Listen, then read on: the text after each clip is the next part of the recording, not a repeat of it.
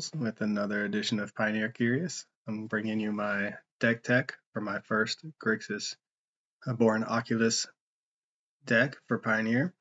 This is by far the jankiest of the three that I'm going to try out for this month's article. What's our game plan? Well, we want to fill our graveyard as fast as possible and then resolve an Abhorrent Oculus as early as turn 3. What makes it so janky? Well, we have a variety of recursive threats that we can bring back from the graveyard. So Blood-Soaked Champion, a 2/1 that we can bring back for 2 after we've attacked. Undead Sprinter, a new Duskborn zombie that we can bring back or recast from our graveyard if a non-zombie creature has died. And then Flamewake Phoenix that we can bring back for a single red if we have, for instance, a Abhorrent Oculus out on the battlefield. So we're looking to fill our graveyard with things like Stitcher's Supplier, Overlord of the Bale Merc, and then just a cheap interaction with our opponent, and also Bitter Reunion to help us dig for our Abhorrent Oculus and put a card in the graveyard. We have 2 Overlords. Overlord of the Flood Pits can also let us discard a card as early as turn 3. So we're filling our graveyard as fast as possible, hoping to resolve an Abhorrent Oculus, swing in. Why the recursive threats? Well, I'm hoping to fill our graveyard with these creatures and then exile non-creature cards from our graveyard to cast the Abhorrent Oculus. So best case scenario, we don't care about the creatures we exile to get the Abhorrent Oculus out. Worst case scenario, we don't even have the Abhorrent Oculus, we're just filling our graveyard. And we can at least get some value out of that by recasting Blood-Soaked Champion or Undead Sprinter or Flamewake Phoenix from the graveyard.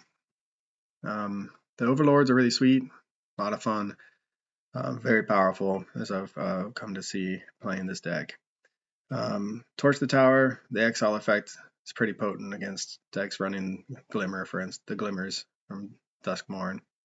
In the sideboard, we have Duress to deal with Control and Burn, Go for the Throat to help out with Demons, Brotherhood's End to deal with go-wide strategies, and then the super spicy fun for me especially are the Dragon package.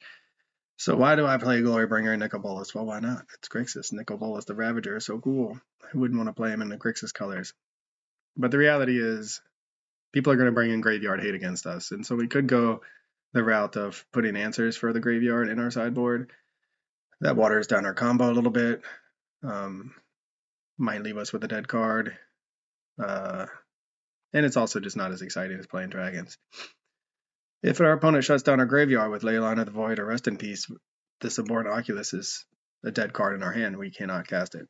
So against decks that are going to play those types of graveyard hate cards, we can take out the Oculi and bring in the Glorybringers and make room for a Nicol Bolas. Opponents won't see it coming. Gives us a big threat to pressure our opponent's life total, close out the game, to go along with our early aggressive starts that we can have with our recursive package of creatures. And it allows us to not care about the graveyard hate our opponent brings in, essentially giving our opponent the dead cards and not us.